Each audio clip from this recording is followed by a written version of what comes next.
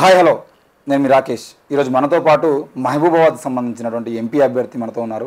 మరి మహబూబాబాద్ కాన్స్టిట్యూషన్సీలో ఎందుకు ఈరోజు అంత పోటీ ఉంది అని చెప్పేసి మనం మాట్లాడుకున్నట్లయితే అక్కడ 3 పార్టీల నుండి దాదాపుగా 3 ఎంపీలుగా పనిచేసిన వాళ్ళే. బలరాం నాయక్ కానీ, సీతారాం నాయక్ కానీ, మాలోత్ కవిత నాయక్ కానీ, వీళ్ళు 3 ఒకే సామాజిక వర్గానికి చెందినవారు. ఆ 3 కూడా గత 15 సంవత్సరాలుగా వాళ్ళే మహబూబాబాద్ నియోజకవర్గాన్ని ఏలుతున్నారు. మరి ఈ 3 మీద ఒక యువ నాయకురాలు బహుజన సమాజ్ పార్టీ నుండి పోటీ చేస్తూ ఉంది. మరి నల్గొండ జిల్లాకు చెందిన ఆమె లాస్ట్ టైం హైదరాబాద్ జూబ్లీహిల్స్లో ఎమ్మెల్యేగా పోటీ చేసి ఇప్పుడు మహబూబాబాద్లో ఎంపీగా పోటీ చేసేటువంటి ప్రయత్నం చేస్తున్నారు.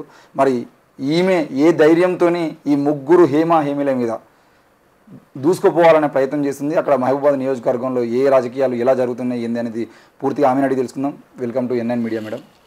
వెల్కమ్ అండి, థ్యాంక్ యూ. మేడం, మహబూబాబాద్కి సంబంధించిన విషయంలో అన్ని నియోజకవర్గాలతో పోలిస్తే దాదాపుగా అన్ని నియోజకవర్గాల్లో పోటీలో అన్ని పార్టీల వాళ్ళు ఉండొచ్చు, కానీ మాజీ ఎంపీలు 3 ఉన్నటువంటి నియోజకవర్గాలు చాలా తక్కువ. సో మీరు పోటీ చేస్తున్న నియోజకవర్గం మాత్రం 3 మాజీ ఎంపీల మీద పూర్తిగా రాజకీయాల్లో ఆరితేరిన ఒక రాజకీయ నాయకురాలైన కాదు, పూర్తిగా రాజకీయాల్లో 10-20 సంవత్సరాలుగా 30 సంవత్సరాలుగా రాజకీయాల్లోనే ఉండి రాజకీయాల్లో ముసలోళ్ళు అయిపోయినటువంటి వాళ్ళ మీద మీరు పోటీ చేస్తున్నారు. అంటే అక్కడ రాజకీయం ఎలా అనిపిస్తుంది మీకు? బాగుందండి, చాలా కొత్తగా ఉంది. మీరు చెప్పినట్టు తెలంగాణలో ఎక్కడ లేని విధంగా ఆల్రెడీ ఉన్నోళ్ళ మీద పోటీ చేయడం అనేది నాకు చాలా సంతోషంగా ఉంది అండ్ ఎక్సైటెడ్ కూడా ఉంది. ఎందుకంటే కామన్గా పోటీ చేస్తాము, కానీ అక్కడ మనకి పోటీ ఎంత గట్టిగా ఉంటే కదా అంత మజా వస్తుంది. సో చాలా బాగుందండి, నేను ఎంజాయ్ చేస్తున్నాను. అంటే యువత అందరూ ఇప్పుడు అంటే ఏ రకంగా చెప్పాలంటే యువత మొత్తం ఐపీఎల్ మ్యాచ్లు అవి ఇవన్నీ వేసి తిరుగుతూ ఉన్నటువంటి టైంలో ఎందుకు ఇంత చిన్న వయసులోనే రాజకీయాలకు రావాలి, ఇంత కఠినమైనటువంటి పోటీలో ఉండాలని ఆలోచన ఎందుకు వచ్చింది మీకు? పోటీ అంటే అది ఈజీగా ఉంటుందా కఠినంగా ఉంటుందా అనేది అక్కడ ఉండే కాంపిటీషన్ బట్టి ఉంటుంది. రాజకీయం అనేది నాకు 7 years ఉన్నప్పుడు నా లైఫ్లో ఒక ఇన్సిడెంట్ జరిగింది. నేను ఎస్టీ ఎరుకల సామాజిక వర్గం. మా నాన్నగారిని ఒక దొర వచ్చి నాకు 7 years ఉన్నప్పుడు వచ్చి ఒరే రాములు, ఒరే ఎరుకల రాములు అని ఈ విధంగా ఆయన ఈ పదాలతోటి మా నాన్నగారిని పిలవడం జరిగింది. సో నేను కూర్చొని ఆలోచిస్తే మా నాన్న అంటే నా హీరో, ఎవరి నాన్న వాళ్ళకి హీరోనే కదా ఆబ్వియస్లీ. సో మా నాన్నగారిని నా ముందు ఒక దొర వచ్చి ఆయన దొరత్వాన్ని చూపించడానికి ఒరై అని పిలవడం, కులం పేరుతో దూషించి పిలవడం నాకు చాలా ఇబ్బంది అనిపించింది. సో అప్పుడు అనుకున్నా, నేను దొరని మనం మళ్ళీ ఎదుర్కోగలగాలంటే అధికారంలో ఉండాలి. మీరు కూడా ఒరే దొరాను పిలవాలా? ఒరే దొరాన్ని పిలవడం కాదు, మనం ఎప్పుడైతే చదువుకొని ఒక కుర్చీలో కూర్చుంటామో, ఒక గవర్నమెంట్ ఆఫీసర్ కానివ్వండి లేకపోతే ఒక పొలిటీషియన్గా కానివ్వండి, కుర్చీలో కూర్చున్నప్పుడు ఆయన దొర అయినప్పటికీ మనల్ని కనీసం రెస్పెక్ట్గా రాములు గారు అనుకున్న రాములు అని పిలుస్తాడు. ఆ రోజు మా నాన్నగారిని రాములు అని పిలిస్తే నేను హట్ అయ్యేదాన్ని కాదు, ఈరోజు ఇక్కడ కూర్చొని మీకు ఇంటర్వ్యూ ఇచ్చేదాన్ని కాదు. కాకపోవచ్చేమో, కానీ ఆ ఒక్క రీజను. ఇంకొకటి, కొంచెం నాది సోషల్ సర్వీస్ చేయాలనే మనస్తత్వము. నిరుపేద కుటుంబం నుంచి వచ్చినా కూడా సోషల్ సర్వీస్ చేయడం అనేది నాకు ఇష్టము. ఎందుకంటే మన బతుకులు ఎట్లున్నాయో, గుడిసెల బతుకులు ఎట్లుంటాయో నాకు తెలుసు. నేను కూడా గుడిసెల పుట్టి పెరిగిందాండి. ఇప్పటికి కూడా మాకు ఇల్లు పూరిల్లే ఉంది, అది మీరు వెళ్ళి చూస్తే తెలుస్తుంది. సో అప్పుడు నేను డిసైడ్ అయినా, ఎమ్మెల్యే అంటే ఫుల్ ఫామ్ కూడా తెలియదండి నాకు. 7 years ఉన్నప్పుడు నాకు ఎమ్మెల్యే అంటే ఫుల్ ఫామ్ తెలీదు. ఆ రోజు నేను అనుకున్నా, నేను ఎమ్మెల్యే కావాలి. నాకు తెలియదు ఎమ్మెల్యే ఎట్లా కావాలనో, కానీ నేను ఎమ్మెల్యే కావాలి. సో ఆ రోజు నేను డిసైడ్ అయిందే ఈ రోజు వరకు పోరాడడానికి నాకు సపోర్ట్ అయిందండి. అంటే మీరు ఆల్రెడీ జూబ్లీహిల్స్లో ఎమ్మెల్యేగా పోటీ చేశారు, ఇదే బీఎస్పీ పార్టీ నుండి. అప్పుడు ఆర్ఎస్ ప్రవీణ్ కుమార్ గారు బీఎస్పీ పార్టీ ప్రెసిడెంట్ ఉన్నాడు. బీఎస్పీ దాదాపుగా ఒక రేంజ్లో కనబడింది. అప్పుడు జూబ్లీహిల్స్ నుండి పోటీ చేసి ఓడిపోయారు. మళ్ళీ ఇప్పుడు ఎంపీగా పోటీ చేయాలని ఆలోచన. అంటే చాలామంది ఒకసారి ఎమ్మెల్యేగా పోటీ చేసి మనం గెలవలేము అని చెప్పేసి వెనక్కి తగ్గుతూ ఉంటారు. మరి మీకు అట్లా అనిపించలేదేం? ఎమ్మెల్యేగా పోటీ చేస్తే ఎంపీగా పోటీ చేయొద్దు అనేది రూల్ ఏం లేదు. ఓడిపోయిన తర్వాత చాలా మంది బ్యాక్ అయిపోతా ఉంటారు. అట్లేం లేదండి. ఇప్పుడు లక్ష్యం చేరేంత వరకు పోరాడమే నాకు తెలిసింది. నేను ఏదైనా అనుకుంటే 10 ఏళ్ళు అవ్వనివ్వండి, 20 ఏళ్ళు అవ్వనివ్వండి, ఖచ్చితంగా నేను అనుకున్నది నేను రీచ్ అవుతాను. నా మీద నాకు కాన్ఫిడెన్స్ ఉంది, చేయగలిగే సామర్థ్యం ఉంది, అంత ఓపిక కూడా ఉంది. కాకపోతే 4 రోజులు లేట్ అవుతుండొచ్చు, కానీ బరాబర్ నేను అనుకున్నది అయితేనండి. ఓడిపోయిన వాళ్ళు మళ్ళీ బరిలో ఉండొద్దా అంటే ఉండొచ్చు వాళ్ళ ఇష్టం. ఇప్పుడు ఈటెల రాజేందర్ అన్న గారు ఓడిపోయారు, మళ్ళీ ఆయన ప్రయత్నం చేశారు, మళ్ళీ పోటీ చేశారు. అట్లా చాలా మంది ఉన్నారు. బండి సంజయ్ గారు కానివ్వండి, ఇంకా చాలా మంది ఉన్నారు. ఓడిపోయినామని కూర్చోవడానికి ఇంట్లో ఉండి అది చేతనేని వాళ్ళు చేసే పని కాదు నా దృష్టిలో. సో నేను చేత కాకుండా ఎవరో ఏదో అన్నారని నాకు అవకాశం రాలేదని ఏడ్చుకుంటూ అందరిలాగా ఇంట్లో కూర్చోవడం నాకు ఇష్టం ఉండదండి. నేను గెలిచే వరకు పోరాడతా, నేను అనుకున్నది రీచ్ అయ్యేంత వరకు ఫైట్ చేస్తానండి. నేను అన్నది అంటే మీరు ఓడిపోయారు కాబట్టి రాజకీయం చేయొద్దని అనట్లేదు. చాలామంది యూత్ ఒకసారి పోయిన తర్వాత అయ్యో ఇది మనకు సెట్ కాదని చెప్పేసి బ్యాక్ వస్తూ ఉంటారు అని చెప్పేసి. ఇంకో విషయం ఏంటి అంటే ఇప్పుడున్నటువంటి పరిస్థితుల్లో రాజకీయం అంటేనే పూర్తిగా డబ్బుతో కూడుకున్నది అనేది ఇది మీడియా వేసిన ముద్రన లేదంటే నిజంగా జరుగుతుందా ఈ విషయాలను పక్కన పెడితే క్లియర్గా డబ్బు లేకపోతే రాజకీయం చేయలేము అనే విషయం మాత్రం దేశం మొత్తం అందరికీ తెలిసిపోయింది. మరి మీకు డబ్బు లేకుండా రాజకీయాలు చేస్తున్నారా లేదంటే మీ వెనకాల ఎవరైనా డబ్బు సపోర్ట్ చేస్తున్నారా? మీకు నామినేషన్ వేసే డబ్బుల దగ్గర మొదలుకొని అంటే ఎస్టీ వాళ్ళకి ఎస్సీ వాళ్ళకి కన్సెషన్ ఉన్నప్పటికీ కూడా ఒక 25,000 రూపాయల నామినేషన్ ఫీజు కానీ లేదనంటే మినిమం మీరు ఒక 2 నెలలు 3 నెలలు ఒక నియోజకవర్గంలో పనిచేయాలంటే లక్షలలో ఖర్చు అవుతూ ఉంటాయి. మీకు ఒక ఇల్లు అద్దెకు కావాలన్నా ఒక 2 నెలలు ఇల్లు అద్దెకు కావాలన్నా 20,000, మీరు కారు తిరగాలన్నా డైలీ ఒక 2,000 3,000 డీజిల్ కానీ ఇవన్నీ చూసుకున్నా కూడా ఎంత లేదన్నా లక్షల్లో ఖర్చు. మరి మీరు ఉద్యోగం లేదు ఎందుకు ఇంత ఖర్చు? ఈ ఖర్చుని ఎట్లా భరిస్తున్నారు? ఖర్చుని భరిస్తున్నాం అంటే నేను సెల్ఫ్ ఎంప్లాయిడ్ అండి. నాకు ఇప్పుడు 29 ఇయర్స్. సో నేను 14 ఇయర్స్ ఉన్నప్పటి నుంచే ఒక సైడ్ చదువుకుంటూ ఇంకో సైడ్ చిన్న చిన్న ఉద్యోగాలు చేస్తూ చాలా తక్కువ స్థాయి నుంచి ఈరోజు నేను ఇక్కడి వరకు వచ్చాను. ఆ కష్టం నాకు తెలుసు, నా చుట్టుపక్కల ఉండే కొంతమందికి తెలుసు. ఆ డబ్బులు నా పెళ్లి కోసం దాచిపెట్టుకున్న సేవింగ్స్ కానివ్వండి, ఇంకా మీరు అన్నట్టు పోటీ జూబ్లీహిల్స్ పోటీ విషయానికి వస్తే అప్పు చేసి కూడా పెట్టడం జరిగింది. ఓటర్లు బేసిక్గా మంచోళ్ళే ఉన్నారు ఇక్కడ, కానీ ఓటర్లకు డబ్బు మంది ఆశ చూపి చెడగొట్టేది ఎవరంటే పక్కా ఇలాంటి రాజకీయ నాయకులు. ఇప్పుడు 3 సార్లు మీరు ఎవరి పేరు చెప్పారు, సీతారామయ్య గారు, సంథింగ్ సీతారాం నాయక్ గారు, లేకపోతే కవిత గారు, లేకపోతే ఇంకొకరు బలరాం నాయక్ గారు. సో ఇట్లా వీళ్ళే కాదు, వీళ్ళలాగా అధికారాన్ని వాళ్ళు ఉపయోగించుకొని జనాల నోర్లు కొట్టి జనాల కడుపులు కొట్టి వీళ్ళన్ని తీసుకొని ఈ మందు రూపంలో డబ్బుల రూపంలో వాళ్ళకి ఇట్లా ఏమంటారు, ఇంకా క్లియర్గా చెప్పాలంటే కుక్కకు బొక్కాశలాగా వాళ్ళు చూపించి ఓట్లు గుంజుకునే పరిస్థితి. బేసిక్గా ఓటర్లు మంచోళ్ళు, వాళ్ళకి తెలుసు ఎవరికి ఓటేస్తే న్యాయం జరుగుతుంది, ఎవరికి ఓటు వేయాలి, ఎవరికి ఓటు వేయొద్దు, ఎవరు మనకేం చేస్తారు, ఎవరు మనకేం చేయరు అనేది ఓటర్లకు తెలుసు. చాలా అంటే చాలా తెలివికల్లో ఎవరైనా ఉన్నారంటే వాళ్ళు ఓటర్లు మాత్రమే. కానీ ఆశ చూపించి ప్రలోభాలకు వాళ్ళని లొంగ తీసుకొని వీళ్ళు దాన్ని మార్చేసిరు. ఇక మీరు చెప్పినట్టు నా ఖర్చులకంటే నేను సెల్ఫ్ ఎంప్లాయిడ్, నేనేం డిపెండెంట్ కాదు ఎవరి మీద. నా కష్టం నేను చేసుకుంటా, నా బతుకు నేను బతుకుతున్నా. దాంట్లో నుంచి ఈవెన్ నేను పెళ్లికి దాచిపెట్టుకున్న డబ్బులు కూడా ఈ రాజకీయం కోసం పార్టీ కోసం వాడడం జరిగింది. మరి ఇన్ని పెట్టుకొని నేను ఎందుకు వస్తున్నా అంటే ఒక నిరుపేద కుటుంబంలో పుట్టిన ఒక గిరిజన బిడ్డను నేను, ఒక నిరుద్యోగిగా, ముఖ్యంగా ఒక ఉమెన్ అంటేనే రాజకీయం అమ్మ రాజకీయం అంటారు, అది కాదు. ఉమెన్ అన్నిట్లలో ఉండాలి, ఓన్లీ హౌస్ వైఫ్ కాదు. ఉమెన్ బిజినెస్ చేయాలి, ఉమెన్ పాలిటిక్స్లో ఉండాలి, ఉమెన్ హౌస్ వైఫ్గా కూడా ఉండొచ్చు, హౌస్ వైఫ్ ఉంటూ అండ్ సేమ్ టైం అన్నీ చేసుకోవచ్చు. సో నేను అన్నీ చేయగలను, అంత ఓపిక సామర్థ్యం నా మీద నాకు నమ్మకం ఉంది కాబట్టి అన్ని రంగాల్లో ఉండాలని నేను పాలిటిక్స్లోకి రావడం జరిగిందండి. మీరు అన్నట్టు ఏదైతే మీకు పెట్రోల్ ఎక్కడి నుంచి వస్తుంది, లేకపోతే మీకు ఖర్చులు అవుతాయి, ఫుడ్ ఖర్చులు అవుతాయి, రూమ్ అవుతుంది అని అంటున్నారు. రూమ్ వచ్చేసి ఆఫీస్ ఉంటుంది, ఆఫీస్ రూమ్ ఖచ్చితంగా ఉంటుంది. దానికి తల ఇంత షేర్ చేసుకొని దాని రెంట్ కట్టడం జరుగుతుంది. నేను అక్కడికి వెళ్ళి కూడా అదే రూమ్లో ఉంటున్నా, ఆఫీస్ రూమ్లోనే. పార్టీ ఆఫీస్ ఏదైతుందో అక్కడనే అడ్జస్ట్ అయ్యి ఉండడం జరుగుతుంది. మనం బిల్డింగ్లు ఆఫీసులు రెంట్కి తీసుకోలేము ఇతర పార్టీ నాయకుల్లాగా, అది మీ అందరికీ తెలుసు. ఇకపోతే నేను వాడే కార్లు వాడుతున్నాము మన కార్యకర్తలకు, నాకు ఆ కార్లకు కూడా అక్కడ ఉండే ఎంప్లాయీస్ ఎవరైతే ఉన్నారో, లేకపోతే జాబులు చేసేవాళ్ళు, యువ నాయకులు, యువత కూడా కొంచెం వాళ్ళు షేరింగ్ చేసుకొని కూడా పెట్రోల్ కొట్టిస్తున్నారు. సో మన డ్రైవర్లు కూడా వాళ్ళ అక్క మేము వస్తాము, డ్రైవర్ అయితే వాళ్ళకి డబ్బులు ఇవ్వాల్సి వస్తుంది, మేమే వస్తామా కానీ అట్లా హెల్ప్ చేస్తున్నారు. ఫుడ్ విషయానికి వస్తే ఫుడ్ కార్యకర్తల ఇళ్లలో తింటున్నాను. అక్కడ ఉండే ఓటర్స్ కూడా బిడ్డ మా ఇంటికి రా, ఇవాళ మా ఇంట్లో భోజనం చేయంటారు. నాకు చాలా హ్యాపీగా ఉంది. నేను గుడిసెలో తింటున్నాను కానీ చాలా హ్యాపీగానే ఉంది నాకు. మొత్తంగా కాంచీరామ్ గారి సిద్ధాంతాన్ని సో కాంచీరామ్ గారి మా పార్టీ సిద్ధాంతం ఏంటంటే అండి, ఓటు ఇవ్వాలి, నోటు ఇవ్వాలి. సో ఒక ఓటు వేసిన వాళ్ళు ఖచ్చితంగా నోటు కూడా ఇవ్వాలి.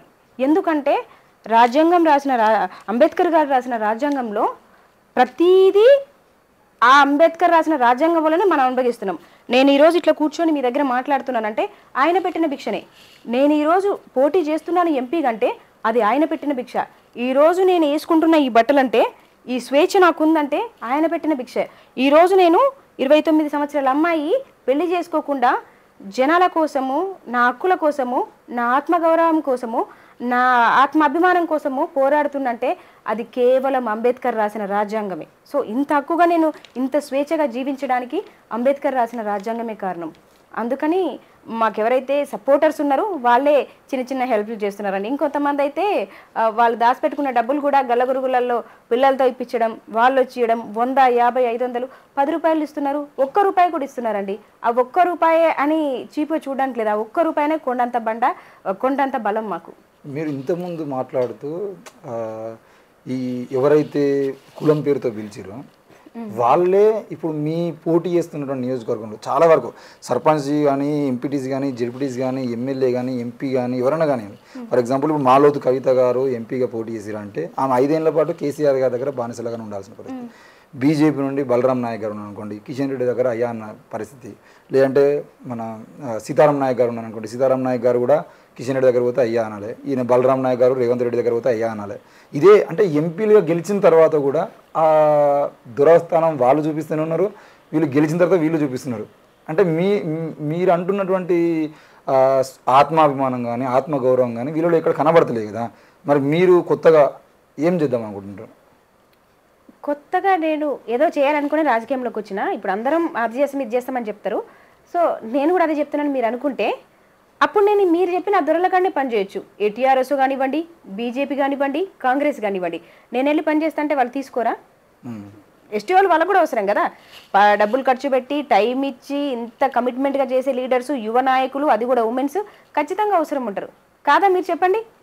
సో అట్లాంటి అవకాశాలు ఉన్నప్పటికీ ఆ దొరల కింద చేతులు కట్టుకొని కూర్చోవడం, దొరలకు దండాలు పెట్టడం, వాళ్ళు పిలిచే భాష ఏదైతుందో దాన్ని భరించడం నా వల్ల కాదు. కాబట్టే నేను బహుజనవాదాన్ని నెత్తిలో పెట్టుకొని 3 ఏళ్ల నుంచి కేసులైనా ఏమైనా ఎన్ని బెదిరింపులు వచ్చినా ఎక్కడ కూడా నన్ను నేను తక్కువ చేసుకోకుండా నా బహుజనవాదం ఏదైతుందో దాన్ని ఎవరికాడ తాకట్టు పెట్టొద్దని ఇవాళ ఇన్ని భరించకుండా బరిలో ఉన్నానండి. కేసులకు సంబంధించింది అంటే కేసులు దేనికోసమైనా కేసుల విషయానికి వస్తే నా పర్సనల్గా నేనేం క్రైమ్ చేయలేదు, లేకపోతే ఇంకా వేరే ఏం లేవు. అంటే కేసులు ఉండేది ఏంటి? నామినేషన్ రిజెక్ట్ చేస్తారు కదా. సో చెప్తున్నాను అదే విషయం. 36 లక్షల మంది దగాబడ్డ నిరుద్యోగులకు టీఆర్ఎస్ గవర్నమెంట్లో అన్యాయం జరిగితే టీఎస్పీఎస్సీ అని పేపర్ లీకేజీలు చేస్తే వీళ్ళు 1,50,00,000కు టీఆర్ఎస్ గవర్నమెంట్ నాయకులు వెనకాల ఉండి వాళ్ళు సపోర్ట్ చేస్తే, వాళ్ళు ప్రోత్సహిస్తే ఆ కమిటీ చైర్మన్ కానివ్వండి, ఆ కమిటీ సభ్యులు కానివ్వండి, వాళ్ళు పేపర్ లీకేజీలకు సహకరించరు. దానికి ఇంతమంది అన్యాయం జరిగిందని కొట్లాడితే వచ్చిన కేసులు ఆర్టీఎస్పీఎస్సీ కేసులు అనమాట. దాంట్లో A1 నేనే. రీసెంట్గా అసెంబ్లీ ఎలక్షన్లో మనం బర్రెలక్క పేరు బాగా విన్నాం, మీ అందరికీ తెలిసే ఉంటుంది. ఆ బర్రెలక్క లాంటి వాళ్ళ కోసం సరే బర్రెలక్కకు సపోర్ట్ చేసిరు, సంతోషం. ఒక పేద బిడ్డకి, ఒక ఉమెన్కి, ఒక నిరుపేద బిడ్డకి తప్పకుండా బర్రెలక్క లాంటి వాళ్ళకి, మీలాంటి వాళ్ళకి సపోర్ట్ అవసరం. సోషల్ మీడియా చాలా సంతోషం. కాకపోతే కనిపించింది బర్రెలక్కనే ఆడ, కానీ బర్రెలక్క లాంటి వాళ్ళ కోసం 36 లక్షల మంది కోసం కొట్లాడి కేసులు పెట్టించుకొని జైలు వరకు పోయి పోలీస్ వాళ్ళతో దెబ్బలు తిని నూకేపించుకొని వాళ్ళు ఏ భాష మాట్లాడినా దాన్ని భరించి అక్కడి వరకు పోయింది కోనేటి సుజాత అండి. బర్రెలక్క ఒక్కదాన్నే మీరు చూస్తున్నారు. బర్రెలక్క లాంటి వాళ్ళ కోసం, అన్యాయం జరిగిన వాళ్ళ కోసం 36 లక్షల మంది కోసం ఫైట్ చేసిన, అందులో నేను ఒకదాన్ని. నా మీదనే A1 కేసు ఉందండి, మీరు చెక్ చేయొచ్చు. ఈ ఎంపీ రిజల్ట్స్ ఏదైతుందో అదే రోజు నాకు కేసు వాయిదా ఉందండి నాంపల్లి కోర్టులో. సో అది పరిస్థితి. అంటే అదొకటేనా టీఎస్పీఎస్సీ? అదే, కానీ ఆ కేసు నాకు చాలా ప్రాబ్లం అయిందండి. ప్రతి చోట నాకు ఆ కేసు చాలా ప్రాబ్లం అయింది. అంటే ఆ చిన్న వయసులో కేసులు అవ్వడం అంటే కంపల్సరీ అది ఉంటుంది లేండి. సో ఫస్ట్ కేసు అది కూడా. ఇంతకుముందు ఏం కేసులు అట్లా ఏం లేకుండే. తర్వాత ఆ కేసు ప్రతి చోట నాకు నీ మీద కేసు ఉంది కానీ అడ్డైపోయింది. దానివల్ల నేను పర్సనల్గా సఫర్ అయినా, నా ఫ్యామిలీ, నా పేరెంట్స్ కూడా సఫర్ అయ్యారు. ఏంటి పెళ్లి చేసుకోవాల్సిన అమ్మాయి, కేసులు ఏంటి, ఇదంతా ఆబ్వియస్లీ ఉంటుంది కదండి. అంటే మహబూబాద్కు సంబంధించిన విషయంలో మహబూబాద్ అనేది ఎస్టీ రిజర్వ్డ్. ఆల్రెడీ పోటీలో ఉన్న వాళ్ళు కూడా ఎస్టీలే కదా. మరి మీరు కొత్తగా అంటే మీరు ఏదైనా జనరల్ సీటు నల్గొండలో లేదంటే భువనగిరియో లేదంటే ఇక్కడ హైదరాబాద్ ఆల్రెడీ జూబ్లీ హిల్స్లో మంచి ఖరీదైన స్థలంలో మీరు ఎమ్మెల్యేగా పోటీ చేసి హైదరాబాద్ లాంటి నగరంలో కానీ ఇక్కడ పోటీ చేయకుండా ఎందుకు మహబూబాద్ వరకు వెళ్ళాల్సి వచ్చింది? ఎందుకు అంటే అండి, నేను లాస్ట్ టైము కావాలని చెప్పేసి దొరల మీద పోటీ చేయడానికి, ధనవంతుల వాళ్ళ మీద పోటీ చేయడానికి నా పార్టీ వాళ్ళతోటి రిక్వెస్ట్ చేసి ఇంకా యుద్ధం చేసినంత పని చేసి జూబ్లీ టికెట్ తెచ్చుకున్నా కావాలని. ఎక్కడ లేని కాడ చేయడమే నాకు ఇష్టం అండి. ఉన్న కాడ చేస్తే మజా ఉండదు. నా స్ట్రెంత్ ఏందో నాకు తెలియాలి కదా, నేను ఎంత హార్డ్ వర్క్ చేస్తానో నాకు తెలియాలి కదా. ఉన్న కాడ చేస్తే నన్ను ఎట్లా ప్రూవ్ చేసుకుంటా? ఏం లేని కాడ చేస్తేనే నేను ఎంత స్ట్రాంగో నాకు తెలుస్తుంది. సో అదొకటి. ఇంకొకటి వచ్చేసి మహబూబాబాద్ ఎస్టీ రిజర్వ్ నుంచి నేను చేయడానికి రీజన్ ఏంటి అంటే, మనకి 17 పార్లమెంట్ స్థానాలు ఉన్నాయి. 17 పార్లమెంట్ స్థానాల్లో ఆల్రెడీ ఒకసారి నేను జనరల్ చేసిన. ఇక్కడ ఆదిలాబాదు మహబూబాబాద్ చూసుకుంటే ఆదిలాబాద్లో కొంతవరకు 100% 100 అని చెప్పను కానీ నేను కొంతవరకు డెవలప్మెంట్ పర్లేదు అనిపించింది.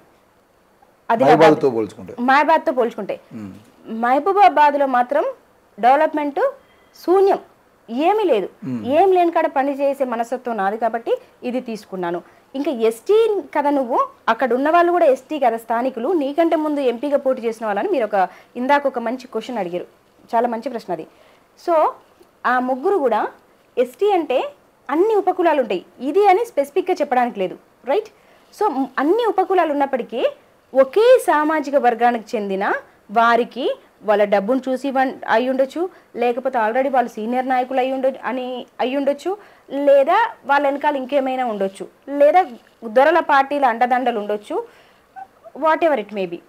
సో వాళ్ళు ఉన్నప్పటికీ ముగ్గురికి కూడా టీఆర్ఎస్, బీజేపీ, కాంగ్రెస్ ఈ ముగ్గురికి ఉపకులాలను వదిలేసి మిగతా కులాలను వదిలేసి ఒకే సామాజిక వర్గానికి చెందిన వాళ్ళకి టికెట్ ఇవ్వడం జరిగింది. ఎందుకు ఆ సామాజిక వర్గానికి టికెట్ ఇస్తే మీకు నష్టమైంది? అయ్యో నేను అలా చెప్పట్లేదండి. ఆ సామాజిక వర్గానికి టికెట్ ఇవ్వద్దని నేను చెప్తలేను, వాళ్ళు కూడా నా జాతి బిడ్డలే. ఇప్పుడు ఎస్టీ అంటే ఒక కులమే కాదు, ఎస్టీలో ఉండే అన్ని కులాలు వస్తాయి, ఉపకులాలు వస్తాయి, అందరూ ఒక కుటుంబమే. నేను వాళ్ళకి ఇవ్వడం ప్రాబ్లం అని చెప్తలేను. ఒకే కులానికి 3 పార్టీలు అగ్రవర్గ పార్టీలు అని చెప్పుకోబడుతున్న 3 పార్టీలు ఇస్తే కనీసం ఆ కులానికి, వేరే కులాల తర్వాత విషయం మళ్ళీ మాట్లాడుకుందాం దాని గురించి, కనీసం ఆ జాతి బిడ్డలకు, నా అక్క చెల్లెళ్లకు, నా అమ్మాయిలకు చేసింది ఏంది నేను అడుగుతున్నా. ఇప్పుడు నేను ఒక జాతిలో పుట్టిన, నేను గౌరవంగా చెప్తున్నా నా జాతిది, నేను దీనికోసం పోరాడుతున్నాను కదా. అంటే ఇప్పుడు ఈ ముగ్గురు 15 ఏళ్ళలో కనీసం వాళ్ళ సామాజిక వర్గం లంబాడీలో కూడా ఏం చేయలేదంటారా? ఏం చేయలేదండి, నేను చెప్తున్నా కదా, ఏం చేయలేదు. ఏం చేయగలగొచ్చు, అక్కడ ఏం డెవలప్మెంట్ చేయొచ్చు, అయినా ఎందుకు చేయలేదు అన్నదానికి నా దగ్గర ఆధారాలు ఉన్నాయి. సో 15 సంవత్సరాల నుంచి అధికారంలో ఉండి మీరు ఒకే సామాజిక వర్గము అగ్ర పార్టీలు అని చెప్తున్నారు. 15 సంవత్సరాల నుంచి మీరు అధికారంలో ఉండి ఏం డెవలప్మెంట్ చేశారు? మీ ఆస్తులు పెంచుకోవడం తప్పితే, మీ పరపతిని ఉపయోగించుకొని అమాయకులైన నా జాతి బిడ్డలను ఎస్టీలను మోసం చేయడం తప్పితే, నిజమా కాదా?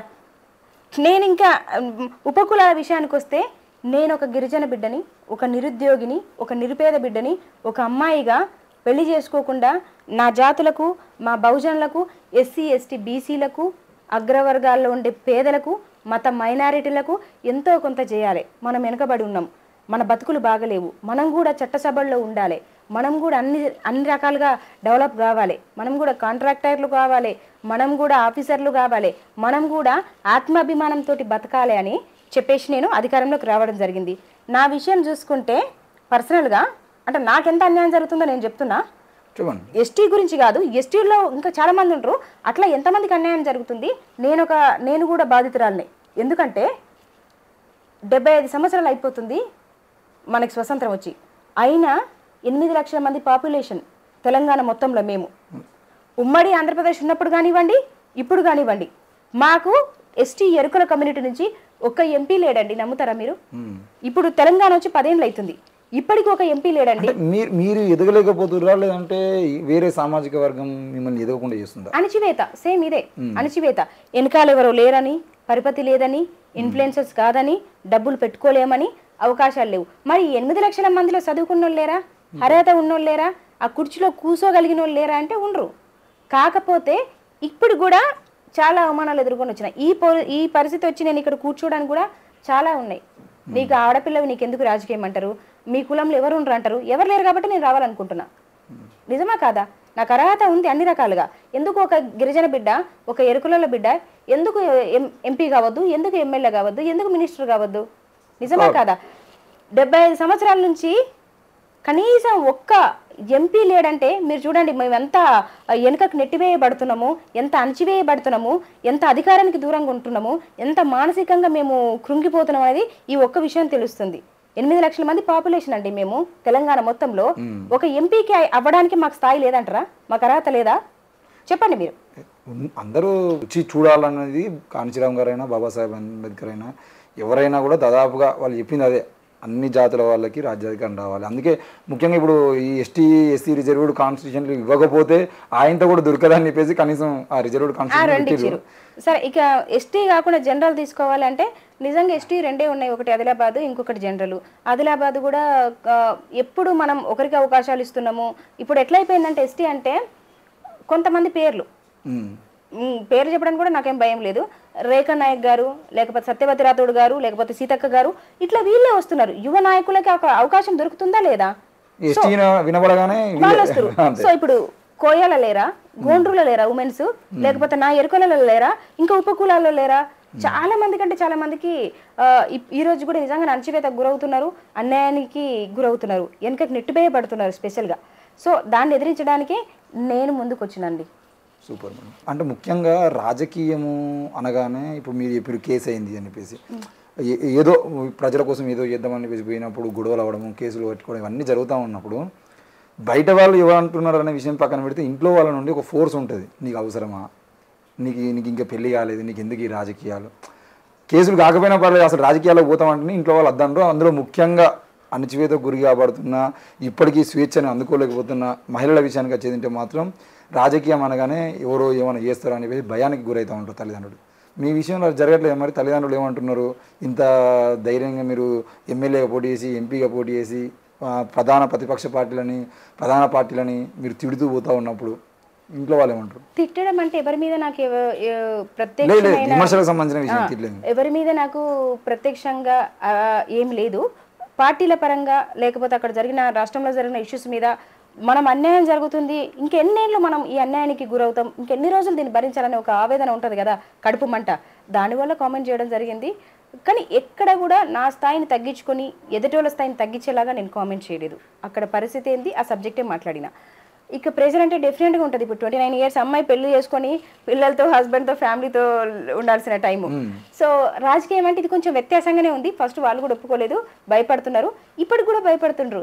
మేము 6 సంతానం అండి, చచ్చిపోతే నేను ఒకదాన్ని చచ్చిపోతా కావచ్చు, ఏమన్నా అయితే ఎవరైనా చంపేస్తే చచ్చిపోతా, నాకేం ప్రాబ్లం లేదు. కనీసం నేను చచ్చిపోతే ఒక 10 మందికి మంచి జరుగుతుంది అంటే ఖచ్చితంగా నేను చచ్చిపోతా, నాకేం ప్రాబ్లం లేదు. నా వెనకాల ఇంకా 5 ఉన్నారు మా పేరెంట్స్ని చూసుకోవడానికి. ఖచ్చితంగా వాళ్ళు బాధపడతారు, మాట్లాడతారు. నిన్న కూడా నేను భద్రాచలం వెళ్ళేసి వస్తుంటే కారులో మా నాన్నగారు ఫోన్ చేసి, ఇదంతా నీకు అవసరమా అమ్మ, ఇక్కడ నేను యుద్ధం చేస్తున్నా దొరలతోటి, ఇదంతా నీకు అవసరమా అమ్మ, సంబంధం వచ్చింది పెళ్లి చేసుకోవా, నీ పెళ్లి చూసి చచ్చిపోతాం, ఇట్లా మాట్లాడారు. బాధ అనిపిస్తుంది అప్పుడప్పుడు. కాకపోతే నేను పెళ్లి చేసుకొని ఫ్యామిలీతో ఉండి నా పిల్లలు నేను సుఖంగా ఉంటుంది నా స్వార్థం. ఉండే టైం వస్తే ఖచ్చితంగా ఉంటాం, కానీ నేను ఒక పెద్ద బాధ్యత నెత్తిలో పెట్టుకున్నా, దాన్ని అక్కడి వరకు తీసుకెళ్ళడానికి పోరాడుతున్నా. సో ఈ పెళ్ళి, పిల్లలు, ఫ్యామిలీ, ఈ హ్యాపీనెస్, ఈ కారణాలు అనేది దీని ముందు నాకున్న లక్ష్యం ఏదైతుందో దాని ముందు చాలా చిన్నవండి. అంటే మొత్తానికి అయితే ఫ్యామిలీని ప్రెజర్ అవుతుంది డెఫినెట్గా, కాకపోతే కన్విన్స్ చేస్తున్నా. ముఖ్యంగా ఏం జరుగుతుంది అని అంటే మీలాంటి వాళ్ళను డైరెక్ట్గా వచ్చి నువ్వు విత్డ్రా చేసుకోవాలి. ఇంకో విషయం ఏంటంటే మా పేరెంట్స్ నాకు సపోర్టు, నా అన్నయ్యలు సపోర్టు, నా అక్కలు, బావలు, నా పేరెంట్స్ సపోర్టు, దగ్గర వాళ్ళందరూ సపోర్టు. కాకపోతే ఊర్లలో లేకపోతే కొంతమంది నాయకులు ఉంటారు కదా, పెళ్లి చేసుకొని పోవాల్సిన పిల్ల, మీ పిల్లకి ఎందుకయ్యా రాజకీయం, మీరు ఖచ్చితంగా వీళ్ళు అప్పటికి వీళ్ళకు ఉండే ఇన్సెక్యూర్ ఫీలింగ్ వల్ల వీళ్ళు పెళ్లి చేసుకోబిడ్డాకి ఇదంతా ఎందుకని చెప్తున్నప్పటికీ వీళ్ళని నేను కన్విన్స్ చేస్తున్నా. అయినప్పటికీ ఇలాంటి వాళ్ళు ఇప్పుడు చెవుల వాళ్ళని ఏమంటారు జొర్రీగల్లాగా చెప్తా ఉంటారు కదా, ఎందుకయ్యా ఆడపిల్లకి రాజకీయం అని. అప్పుడు కొంచెం మానసికంగా వాళ్ళు ఇబ్బంది పడుతున్నారు. నేను నాకు చేతనైన మేరకు వాళ్ళని కన్విన్స్ చేస్తున్నాను. లేదండి, మేము 6 2 అన్నయ్యలు, నాకు 3 అక్కలు, నేను. బేసిక్గా 4 అమ్మాయిలము, 2 అబ్బాయిలు, 6 సంతానం. అందరికి పెళ్ళిళ్ళైనా? అందరి పెళ్ళిళ్ళైనా. అవునండి, లాస్ట్ నేనే. సుజాత గారి పర్సనల్ బయోగ్రఫీ గురించి వచ్చేదంటే ఎక్కడ పుట్టిర్రు, ఎక్కడ చదువుకున్నారు, ఎంతవరకు చదువుకున్నారు ఒకసారి? నేను వచ్చేసి నల్గొండ డిస్టిక్ నాంపల్లి పుట్టాను. నాంపల్లిలో పుట్టిన. అవునా? నాంపల్లి టౌన్, మండలాండ్ విలేజ్ నాంపల్లియే. మునుగోడు అసెంబ్లీ, భువనగిరి పార్లమెంట్, ఇది నా అడ్రస్. చిన్నప్పటి నుంచి 15 ఇయర్స్ ఉన్నప్పటి నుంచే నేను ఒక సైడ్ చదువుకుంటే ఇంకో సైడు సెల్ఫ్ ఎంప్లాయ్మెంట్ స్టార్ట్ చేసుకున్నా. ఎవరి మీద డిపెండ్ అవ్వద్దు, ఉమెన్ ఆమె కాళ్ళతో ఆమె బతకగలగనేది ఒకటి నేను ఫాలో చేస్తా, నమ్ముతాను. ఇవాళ ఉమెన్ అంటే ఎట్లయిపోయిందంటే పెళ్ళైపోయేంత వరకు పేరెంట్స్ చూసుకుంటారు ఆమెని, తర్వాత అన్నయ్యలు అక్కలు చూసుకుంటారు పెళ్ళయ్యేంత వరకు, తర్వాత హస్బెండ్ వాళ్ళ అత్తమామ వీళ్ళు టేక్ కేర్ చేస్తారు. కానీ నేను నమ్మేది ఏంటంటే ఒక ఉమెన్ పేరెంట్స్తో ఉన్నప్పటికీ పెళ్ళి అయినాక హస్బెండ్ ఏదైనా అనుకోని కారణాల వల్ల తను చనిపోయినా లేదా వీళ్ళిద్దరికీ అన్యూన్యత కలవకపోయినా వాళ్ళు విడాకులు తీసుకున్నా ఈమె బాధ్యత తల్లిదండ్రులు చూసుకోవాలి. ఇంకెవరైనా వెనక ముందు అక్కచెల్లెలు అటు ఇటు ఉంటే వాళ్ళకి సపోర్ట్ చేయాలి. ఈమెకు పుట్టిన పిల్లల్ని టేక్ కేర్ చేయాలి, అత్తమామని కూడా చూసుకోవాలి. సో ఒక దగ్గర ఆగిపోవడానికి లేదు. ఇండస్ట్రీలో ఉండాలి, ఫిల్మ్ ఇండస్ట్రీలో. ఇప్పుడు నేను అన్ని చేయడానికి అదే రీజన్. ఫిల్మ్ ఇండస్ట్రీలో ఉండాలి, పాలిటిక్స్లో ఉండాలి, బిజినెస్ చేయాలి, ఫ్యామిలీ చూసుకోవాలి. ఒక ఉమెన్ అన్నీ చేయాలి. మేము చేయగలము కూడా, ఎందుకంటే మెన్స్ కంటే కూడా మాకే. సో నేను ఎగ్జాంపుల్ అని నేను చెప్పను, నాలాంటి వాళ్ళు కొన్ని లక్షల మంది ఉంటారు ప్రపంచంలో. ఒక ఉమెన్ అన్ని చేయగలుగుతారు, అన్ని లీడ్ చేయగలుగుతారు, మోర్ దెన్ మెన్. సో అది చాలాసార్లు ప్రూవ్ అయింది. అంటే మేము లేకుండా సృష్టి లేదు కాబట్టి ఖచ్చితంగా మేము అన్ని రంగాల్లో ఉంటాం, ఉండగలుగుతాం, అన్ని హ్యాండిల్ చేయగలుగుతాం. సో అది నేను బిలీవ్ చేస్తాను. నాది డిగ్రీ అండి. సో ఇప్పుడు ఎల్ఎల్బి చేస్తున్నాను. ఓకే. గవర్నమెంట్ స్కూల్లో చదివిరా, ప్రైవేట్ ఎడ్యుకేషన్ చిన్నప్పుడు? యా, గవర్నమెంట్ ప్రైవేట్ రెండు అండి. రెండు చదివి. మరి ఈ రాజకీయాలకు రావాలనే ఆలోచన చిన్నప్పుడు నాన్నగారి విషయంలో వచ్చింది అనుకోండి. అవునండి. రాజకీయాల్లో కూడా ఒక ఇన్స్పిరేషన్ ఉంటారు. ఇప్పుడు ఇంతకుముందు తెలుగు రాజకీయాలు అనుకున్నప్పుడు తెలుగుదేశం పార్టీ పుట్టకముందు వేరే ఉండవచ్చు. తెలుగుదేశం తర్వాత మీకు ఎవరు అంటే రాజకీయ నాయకులు ఎన్టీ రామారావు అంటే నాకు ఇన్స్పిరేషన్ అని చెప్పడం, కొన్ని రోజుల తర్వాత వైఎస్ రాజశేఖర రెడ్డి అంటే నాకు ఇన్స్పిరేషన్ అని చెప్పడం, తర్వాత కొన్ని రోజులు కేసీఆర్ అంటే నాకు ఇన్స్పిరేషన్, బీఎస్పీలో చాలామందికి ఆర్ఎస్ ప్రవీణ్ అంటే మాకు ఇన్స్పిరేషన్. ఇట్లా ఒక ఇన్స్పిరేషన్ ఉంటుంది రాజకీయంలోకి వచ్చిన వాళ్ళకి చాలామందికి. మీకు ఎవరు ఇన్స్పిరేషన్? నాకు ఆబ్వియస్లీ నేను ఒక సిద్ధాంతాన్ని ఫాలో చేసి ఒకరిని నమ్మి వచ్చినా కాబట్టి మాయావతి గారండి. మాయావతి గారు. ఇంకొకటి మాయావతి గారు ఇన్స్పిరేషన్ అయినప్పటికీ మన పాత్ర కూడా కొంచెం ఉండాలి అనేది కూడా ఉంటుంది కదా, మనం ఏంటో మనం ప్రూవ్ చేసుకోవాలి. సో అనేది కూడా ఉంటుంది. అంతే. కలిసారా మాయావతి గారిని? కలిసానండి. మేము ఎలక్షన్ ముందు మీటింగ్ పెట్టాము సరూర్ నగర్ స్టేడియంలో. అక్కడ తను వచ్చారు. ఒక 4 hours నేను దానికి యాంకరింగ్ చేశాను. నేను ఇండస్ట్రీ కూడా కాబట్టి ఫిల్మ్ ఇండస్ట్రీ, టీవీ సీరియల్స్ చేశాను, మూవీస్ చేశాను, వాయిస్ డబ్బింగ్ చెప్పాను, స్క్రిప్ట్ వర్క్ చేశాను, అసిస్టెంట్ డైరెక్టర్గా చేశాను. సో అదంతా ఉంది కాబట్టి నేను యాంకరింగ్ కూడా దానికి చేశాను మీటింగ్కి. ఓకే. ఈ విషయాలు పక్కన పెడితే మహబూబాబాద్ కాన్స్టిట్యూషన్కి వచ్చేదంటే 15 ఏళ్ళలో లంబాడీల కోసం కూడా వీళ్ళు ఏమి చేయలేదు, మళ్ళీ వీళ్ళు గెలిచినా కూడా ఏమి ఉపయోగం లేదు అని చెప్పేసి మీరు చెప్తా ఉన్నారు. మీరేం చేద్దాం అనుకుంటున్నారు మరి మహబూబాబాద్లో? ఒకవేళ ఈ ముగ్గురు మీరంటున్నట్టుగా దొంగలే, వాళ్ళకి ఓటేసి ఉపయోగం లేదు అని చెప్పేసి నిజంగానే మహబూబాబాద్ ప్రజలు అనుకొని మీలాంటి వాళ్ళకు ఓటేయాలని ప్రయత్నం చేస్తే మీరేం చేస్తారు? వాళ్ళలాగానే 5 ఏళ్ల పాటు మీ సామాజిక వర్గాన్ని మర్చిపోయి మీరు కూడా అంటే ఏదో ఒక బిజీలో పడిపోయి పోతున్నామా, పార్లమెంట్కి వస్తున్నామా? అట్లా ఉండదండి. నాకేం ఆస్తులు పోగు చేసుకోవాలని లేదు, 100 కోట్లు సంపాదించుకోవాలని లేదు, విమానాలలో తిరగాలని లేదు. దొంగలు అని నేను వాళ్ళని విమర్శించాను, కానీ వాళ్ళు ఇదే జాతి నుంచి పుట్టారు కాబట్టి ఎంతో కొంత అణచివేతకి వాళ్ళ ఫోర్ ఫాదర్స్ ఎక్స్పీరియన్స్ చేసి ఉంటారు తప్పకుండా. కానీ అదంతా మర్చిపోయి ఆత్మగౌరవాన్ని పక్కన పెట్టి దొరల కడ తాకట్టు పెట్టి మనలో కడుపులు కొడుతురు కదా, అది చాలా బాధాకర విషయం. దాని గురించి నేను ఖచ్చితంగా మాట్లాడతా. పోయి ఢిల్లీకి వచ్చి పోయినామా, హైదరాబాద్ వచ్చినామా, లేకపోతే అప్పుడప్పుడు అసెంబ్లీలో కనిపించినాం అనే పని అయితే నేను ఖచ్చితంగా చేయను. నేను అక్కడ ఉండే గ్రౌండ్ వర్క్ చేస్తా. అక్కడ నేను ఎంపీ అయితే ఏం చేస్తా అనేది నేను కొన్ని పాయింట్స్ రాసుకున్నాను, మీకు కావాలంటే చదివి నేను వినిపిస్తాను. మేనిఫెస్టో రాసుకున్నాను. నేను అక్కడుండి ఏదో ఎవరు చెప్పిందో కాదు, అక్కడ మనం ఎంపీ అయితే ఏం చేయొచ్చు. అక్కడ బీఎస్పీ మేనిఫెస్టోనా మహబూబాబాద్ కోసం మీరు ఇచ్చే మేనిఫెస్టోనా?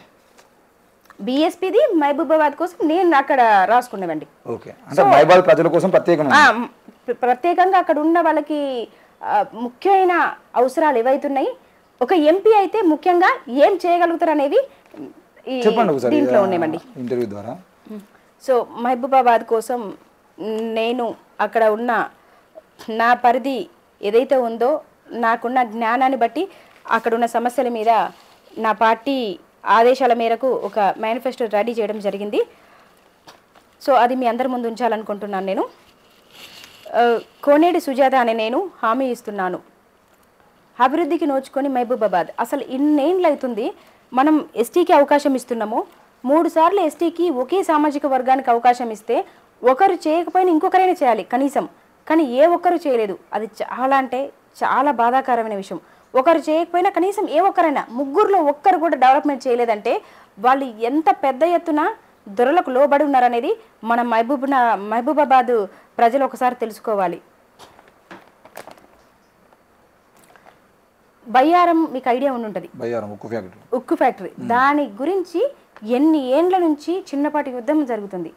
యుద్ధం జరుగుతున్నప్పటికీ ఎంతమంది ముందుకొచ్చి మాట్లాడినప్పటికీ వీళ్లకు ఈ ముగ్గురు ఎవరైతున్నారో ఈ మాజీ ఎంపీలు ఒక్కసారి పార్లమెంట్లో ఆ ఉక్కు ఫ్యాక్టరీ గురించి మాట్లాడిన పాపాన పోలేదంటే మన ప్రజల్ని ఎంత మోసం చేస్తున్నారు అనేది ఇది ఒక్కటే నిదర్శనం. 15 ఏళ్లల్లో ముగ్గురు ఎంపీలకు ఒకే సామాజిక వర్గం పెద్ద పెద్ద పార్టీలలో మేము పనిచేస్తున్నామని చెప్తారు. ఒక్కసారన్నా పార్లమెంటులో ఉక్కు ఫ్యాక్టరీ గురించి మాట్లాడడానికి వీళ్ళకు నోరు రాలేదు. నిజమా కాదా? అట్లనే ఈ ఉక్కు ఫ్యాక్టరీ తెస్తే మహబూబాబాద్కి 20 నుంచి 30 వేల మందికి ఉపాధి కల్పించవచ్చు. అది చెయ్యొచ్చు, చేయకపోవడానికి ఏం లేదు. మన పర్మనెంట్ ఉద్యోగాలు దొరుకుతాయి, ఆత్మగౌరవంతో మనం బతకొచ్చు. సో ఆ ఉక్కు ఫ్యాక్టరీని నేను ఎట్లయినా పోరాడి తీసుకువస్తా. ములుగులో అమలు కాబోతున్న గిరిజన యూనివర్సిటీ బీఎస్పీ ఎంపీల పోరాట ఫలితమే. ఎందుకంటే 100% మీరు ఒకసారి చూస్తే వీడియోస్ యూట్యూబ్లో ఉంటాయి, గూగుల్లో ఉంటాయి, చెక్ చేసుకుంటే రామ్జీ గౌతమ్ అని మా ఎంపీ ఉన్నారు. ఆయన మాట్లాడారు రాజ్యసభలో. మీరెందుకు మాట్లాడలేకపోతున్నారు? నిజమా కాదా? సో ఖచ్చితంగా ఇది కనీసం శాంక్షన్ అయిందన్నా కూడా అది బీఎస్పీ పోరాటమే. సో బీఎస్పీ నుంచి మేము చేస్తున్నాం. తెలంగాణలో ఇలా ఏది చూసినా ఎక్కడ అన్యాయం జరిగినా ప్రవళిక ఇష్యూ కానివ్వండి, లేకపోతే ఎస్టీల మీద, ముఖ్యంగా అదే ఆదిలాబాద్ మహబూబాబాద్ నుంచి ఎస్టీల మీద చాలా దాడులు జరుగుతున్నాయి. ఒక రకంగా పోడు భూములు కానివ్వండి, లాక్కోవడము, అమ్మాయిలతో మిస్బిహేవ్ చేయడము, మమ్మల్ని అత్యాచారాలు చేయడము, చంపేయడము. మరి ఎంపీలకు ఎందుకు నోరులు వస్తలేదు? ఒకటే సామాజిక వర్గం కదా, మీలాంటి బిడ్డలే కదా, మీ తల్లి బిడ్డలే కదా వాళ్ళు కూడా, అంతేనా కదా? అట్లాంటి వాళ్ళకు కూడా అన్యాయం జరుగుతుంటే ఈ దొరల కాడ వీళ్ళు బానిసత్వం పుచ్చుకొని మాట్లాడలేకపోతురు, నోరు మెదపలేకపోతురు, మనకు కావాల్సినవి చేయలేకపోతురు. పోడు భూములకు ఖచ్చితంగా పట్టాలు ఇప్పిస్తా, ఖచ్చితంగా అంటే ఖచ్చితంగా పట్టాలు ఇప్పిస్తా. ఇంకెన్ని రోజులు మనం మన ఆత్మగౌరవాన్ని వాళ్ళ కింద తాకట్టు పెట్టి కిరాయికి వచ్చిన వాళ్ళలాగా బానిసల్లాగా బతుకుతాం? ఎవరైతే ఉన్నారో గిరిజనులు మహబూబాబాద్ పార్లమెంట్ మొత్తంలో వాళ్ళకున్న పోడు భూములు ఏవైతే ఉన్నాయో వాటికి ఖచ్చితంగా పట్టాలు నేను ఇప్పగలుగుతా. ఎంపీ అయితే ఇప్పిస్తా కూడా. గవర్నమెంట్ పాలిటెక్నికల్ కాలేజ్ లేదండి అక్కడ ఇండియన్లలో. పాలిటెక్నికల్ కాలేజ్ అసలు లేదు. ఇంత పెద్ద పార్లమెంటు, 7 అసెంబ్లీలు, ఇంత పెద్దది, కానీ డెవలప్మెంట్ అసలు లేదు. కనీసం కాలేజీలు కూడా లేవు. కనీసం మండలానికి ఒక గవర్నమెంట్ కాలేజీ కూడా లేదు. అట్లా ఉంది పరిస్థితి ఆడ. ఇండ్లల్లో ఉండే మహిళలకు చిరు వ్యాపారాల అభివృద్ధి కల్పిస్తా. ఇప్పుడు చూస్తే ఒక 18 సంవత్సరాల నుంచి ఆడపిల్లలు స్కూల్కి వెళ్ళే వాళ్ళు కానివ్వండి, లేకపోతే కాలేజీకి వెళ్ళే వాళ్ళు కానివ్వండి, వాళ్ళకు ఒక ఖాళీ టైం పీరియడ్ దొరుకుతుంది. ఆ పీరియడ్లో వాళ్ళు వాళ్ళ ఖర్చులకి, ప్యాకెట్ మనీకి వాళ్ళ అమ్మ నాన్న అడగకుండా, లేకపోతే ఇంకొకరి మీద డిపెండ్ కాకుండా ఉండడానికి 18 సంవత్సరాలు ఉన్న ఉమెన్ నుంచి, అమ్మాయి నుంచి 55 సంవత్సరాల వరకు కొన్ని బిజినెస్ ప్లాన్స్ నా దగ్గర ఉన్నాయి. సో అవి అమలు చేస్తే చెప్తానండి. ఇప్పుడు మనం మహిళా సంఘాలు పెట్టుకుంటున్నాం, వారం చిట్టీలు పెట్టుకుంటున్నాం, పొదుపు సంఘాలలాగా.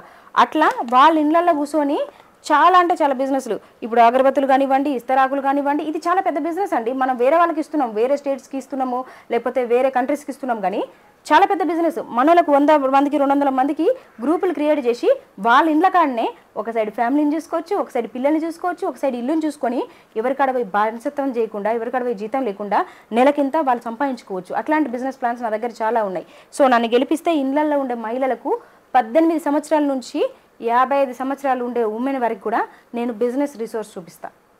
వాళ్ళ ఆత్మాభిమానంతో వాళ్ళు బతకొచ్చు, ఎవరి మీద డిపెండ్ కాకుండా. మనము ఫైనాన్షియల్గా స్ట్రాంగ్ అయితే ఈ ప్రాబ్లమ్స్ ఉండవు. మనమేమో ధనవంతుల కుటుంబాలు పుట్టలేదు కాబట్టి ఇంట్లో మగవాళ్ళే సంపాదిస్తే మనకు కొంచెం ఖర్చులకు తక్కువ అవుతుంది. పిల్లల బడి ఫీజులు కానివ్వండి, మనకుండే రోజు ఉండే నిత్య అవసరాలు కానివ్వండి, ఈ వీళ్ళు కూడా సంపాదిస్తే వాళ్ళ ఆత్మాభిమానం మీద వాళ్ళు బతికినట్టుంటుంది. చల్లనీళ్ళకు వేడి నీళ్ళు అన్నట్టు కుటుంబం సక్రమంగా సాగడానికి అవకాశాలు ఉంటాయండి. ఇంకా 7వ పాయింట్ వచ్చేసి యువతకు విదేశీ విద్యతో పాటు ఉద్యోగాలు.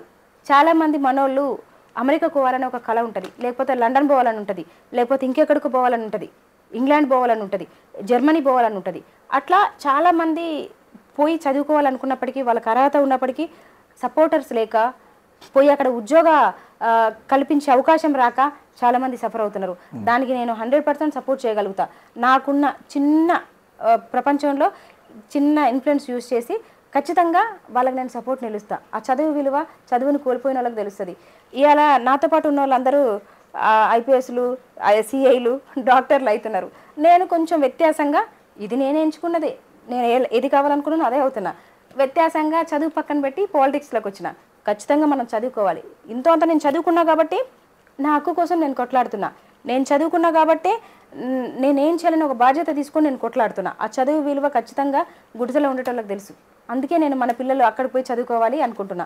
చదువుతో పాటు వీళ్ళ చదువు అయిపోతే దానికి కావాల్సిన ఉపాధి, ఉద్యోగ సౌకర్యం కూడా నేను అక్కడ కల్పిస్తా. ఉద్యోగం కానివ్వండి, వాళ్ళకి వసతి కానివ్వండి, అకామిడేషన్ అక్కడ.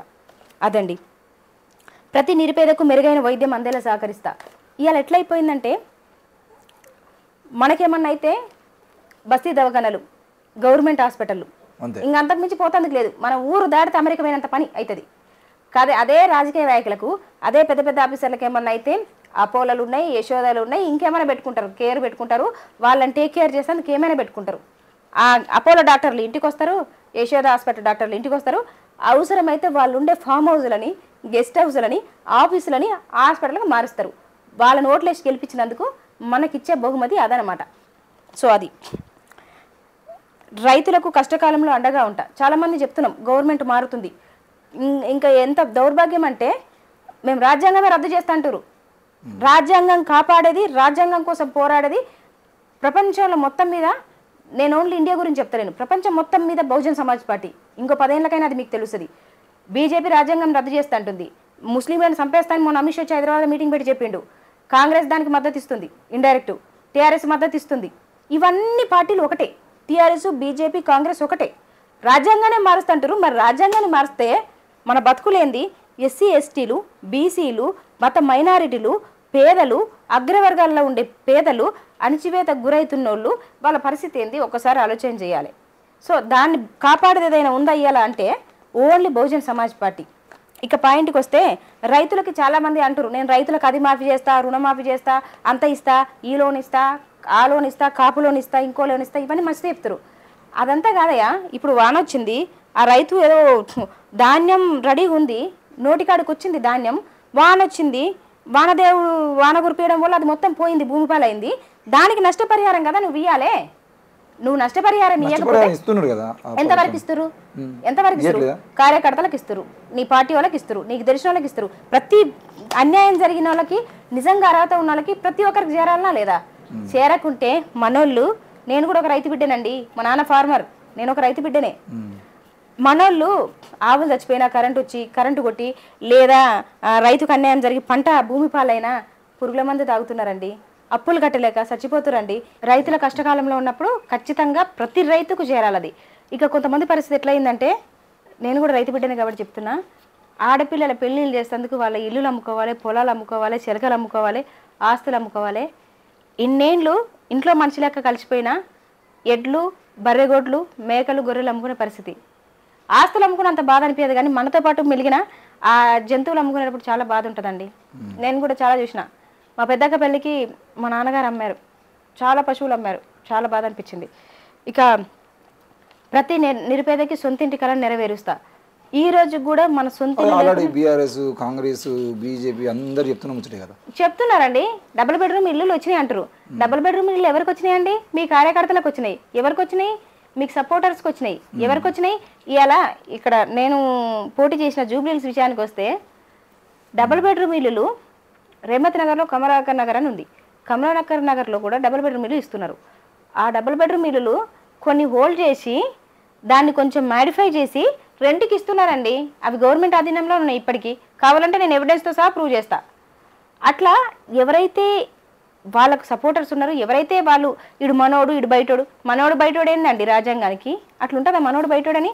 ఎవరికి హక్కు ఉంది, ఎవరికి అర్హత ఉంది? ప్రతి ఒక్కరికి కదా చేరాలి.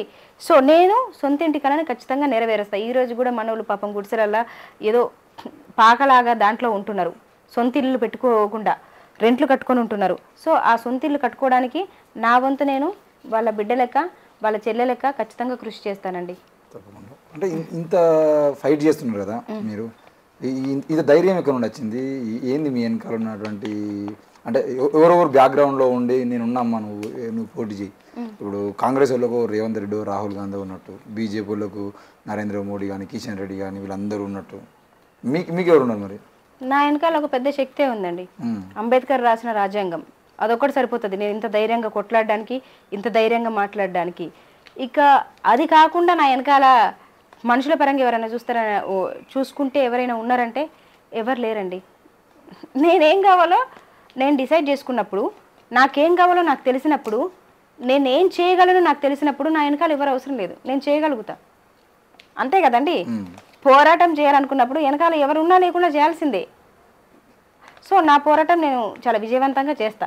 కాకపోతే 4 రోజులు లేట్ అవుతుండొచ్చు, అంతే తేడా. కానీ ఖచ్చితంగా నేను నిలబడతా, నన్ను నమ్ముకున్న నిలబడతా. వెనుకబడ్డా, అణచివేయబడ్డా, అన్యాయానికి గురవుతున్నా, వెనుకకు నెట్టివేయబడుతున్నా వీళ్ళందరి కోసం ఖచ్చితంగా పనిచేస్తా శ్రమించి. మహబూబాబాద్లో ప్రచారం చేస్తున్నారు కదా, ఇంకా అయిపోలేదండి నావి. సో డ్రైనేజ్ పొల్యూషన్ సమస్యలు పూర్తిగా నివారిస్తా. అక్కడ ఇప్పటికి కూడా సిటీలోనే కాదు పల్లెటూరులో చాలా ఎక్కువ అంటే చాలా ఉన్నాయి. సో చాలా అంటే చాలా ఇబ్బందులు ఉన్నాయి.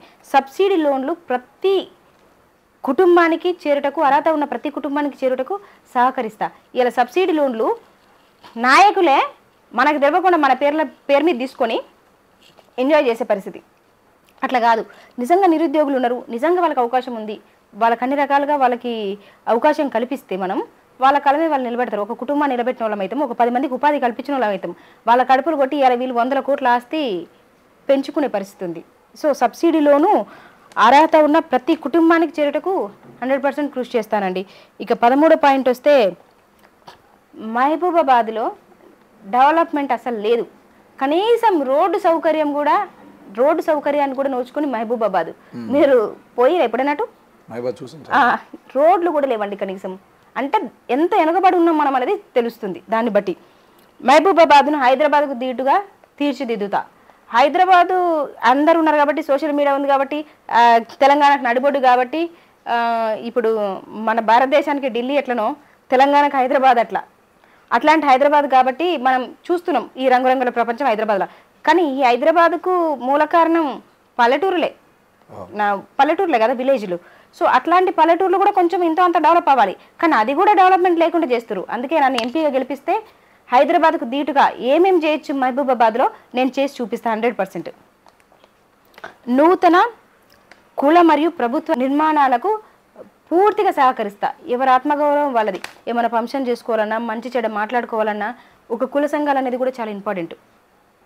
కొంతవరకు భవనాలు వీటికి ఖచ్చితంగా పూర్తిగా నేను, ఇంకా గవర్నమెంట్ ఆఫీసులు కూలిపోతున్నాయి, బడులు లేవు, కనీసం గవర్నమెంట్ ఆఫీసులు లేవు, కూడిపోతున్నా కూడా మన కాగితాలన్నీ తెలుస్తున్నా. ఇప్పుడు నాకు ఒక డెత్ సర్టిఫికేట్ కావాలనో, ఒక బర్త్ సర్టిఫికేట్ కావాలనో, లేకపోతే ఒక స్టడీ కాంటాక్ట్ కావాలన్నా ఇవాళ నేను పోయి అప్లికేషన్ పెట్టుకుంటే పొరపాట్ల ఆఫీసర్ రాకపోయినా, లేదా నాకేదైనా పని పడి సిక్ అయ్యి నేను పోకపోయినా మళ్ళీ పోయి అయ్యా నాది ఇయ్యా, నేను ఇచ్చినా కదా నీకు అప్లికేషను, నాది అది చేసి కంప్లీట్గా ఇయ్యా అంటే నువ్వు ఇచ్చినవి ఎన్నో పోయిందమ్మా ఉంటాయా అనే పరిస్థితి ఉంది. దానికి కారణం ఏంటంటే అవి కూలిపోవడం.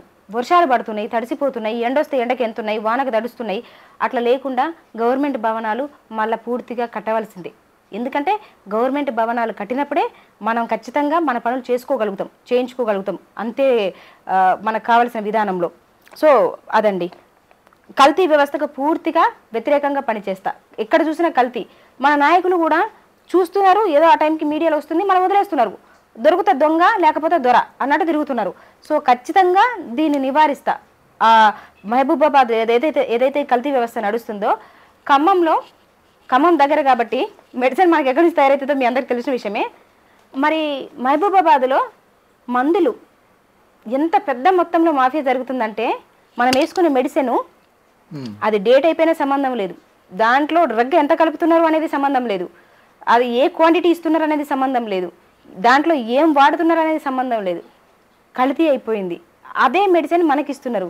మరి గీ మంత్రులు, గీ మినిస్టర్లు, గీ రెడ్లు, గీ అగ్రవర్గాల్లో ఉండే అధికారంలో ఉండే గీ నాయకులు, గీ ముఖ్యమంత్రులు వాడతారని నేను అడుగుతున్నవి. మనకు కాబట్టి ట్రైబల్, ముఖ్యంగా ట్రైబల్ కాబట్టి వీళ్ళకు గిరిజనులు ఏదైనా ఇచ్చినా నడుస్తుంది అని. మేము జంతువులం కాదండి, మేము కూడా మనుషులమే. అది మీకు ఇస్తే ఎట్లా హానో మాకిస్తే కూడా అట్లే హాని అవుతుంది. అది మెల్లమెల్లగా ఇచ్చేసి ఏం చేస్తారంటే బానిసలను చేస్తారు, డ్రగ్ ఇచ్చి స్లో పాయిజన్ ఇచ్చి మమ్మల్ని బానిసలాగా ఇది చేస్తున్నారు. సో ఖచ్చితంగా అది మా రూపు మాపవలసిందే, దాన్ని లేకుండా వేర్ల నుంచి దాన్ని పికిలివేయవలసిందే. ఎందుకంటే అది స్లో పాయిజన్. ఒకేసారి చచ్చిపోకపోవచ్చు మేము, కానీ మెల్లమెల్లగా చచ్చిపోతాం. మేము ఆలోచించే శక్తి కోల్పోతాం, పనిచేసే శక్తి కోల్పోతాం. మనుషులు మొత్తము ఉంటే ఇదైపోతున్నారు. చాలామందికి హెల్త్ ఇష్యూస్ వస్తున్నాయి. కొత్తగా ఒక ప్రాబ్లం ఉందని, చిన్న జ్వరం వచ్చిందని హాస్పిటల్కి వెళ్తే ఈ మెడిసిన్ తీసుకోవడం వల్ల అది పెరిగి పెద్ద రోగం అయి చచ్చిపోవడానికి కారణం అవుతుంది. సో ఖచ్చితంగా ఈ కల్తీ వ్యవస్థకు వ్యతిరేకంగా పని చేయాల్సిందే. యువతకు ఉద్యోగ నైపుణ్య శిఖరాలు ఏర్పాటు చేస్తా ఖచ్చితంగా. మనం కొంతమంది కోచింగ్ తీసుకునే పరిస్థితి లేదు. ఇప్పుడు ఆర్టీసీ క్రాస్ రోడ్లో ఇవన్నీ దిల్సుఖ్నగర్లో మనం చూస్తే చాలామంది ఇంటికాడ అమ్మనైనా కూలి పనికి పోయి ఆ కూలి పనికి ఇచ్చిన డబ్బులతోటి వీళ్ళు ట్రైనింగ్లు తీసుకుంటారు. కోచింగ్ల సెంటర్లలో హాస్టల్లో ఉండి ఇంటికాడ అమ్మయ్య తినక అప్పు చేసి వీళ్ళకి పంపిస్తారు. అది కూడా లేకుండా ఎవరైతే నిరుద్యోగులు ఉన్నారో, ఎవరైతే యువత ఉన్నారో వాళ్ళకు నేను ఉచిత శిక్షణ శిబిరాలు ఏర్పాటు చేసి వాళ్ళకు ఫుడ్ అకామిడేషన్ ఇచ్చి వాళ్ళకి ఏ ట్రైనింగ్ కావాలంటే అది నేను చేయగలుగుతానండి. తర్వాత ఎస్సీ ఎస్టీలు, బీసీలు, మత మైనారిటీలు, అగ్రవర్గాల పేదల కొరకు సంక్షేమ అభివృద్ధి కొరకు నిరంతరం మీ మధ్యనే ఉండి కృషి చేస్తా. నాకు ఢిల్లీకి పోయి విమానాలు తిరగాలనే సోకు లేదు, కానీ మన బతుకులు మారాలనే సోకు మాత్రం ఉంది. ఖచ్చితంగా ఢిల్లీ పోతేనే జరుగుతాయండి. ఇక్కడ ఉండే కష్టాలు నేను తీసుకుపోయి చెప్తా కదా, చెప్పి వచ్చి మళ్ళీ ఈయనే ఉండొచ్చు. నేను ఢిల్లీలో ఉండని అవసరం లేదు, ఏసీ రూమ్లా. ఆ పని ఉన్నప్పుడే పోవచ్చు, మళ్ళీ అయిపోయినాక నేను వచ్చి నా ప్రజల మధ్యలో నేను హ్యాపీగానే ఉండొచ్చు.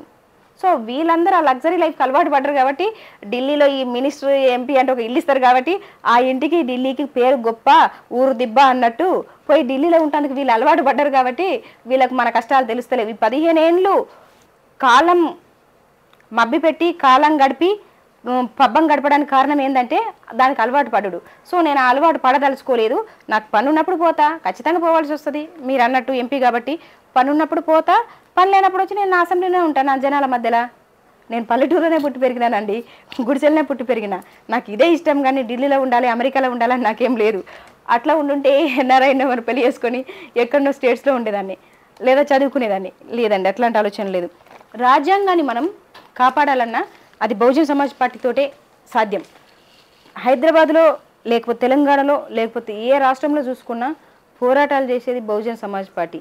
మరి పోరాటాలు చేసేందుకు కారణం ఏంది, అసలు ఎందుకు పోరాటాలు చేస్తారు అంటే అధికారంలో ఉన్న వాళ్ళు కానివ్వండి, మనకు ప్రాబ్లం క్రియేట్ చేసేది. పోరాటం చేస్తున్నాం, ఒక ప్రాబ్లం వస్తేనే కదా మనం ఫైట్ చేస్తాము.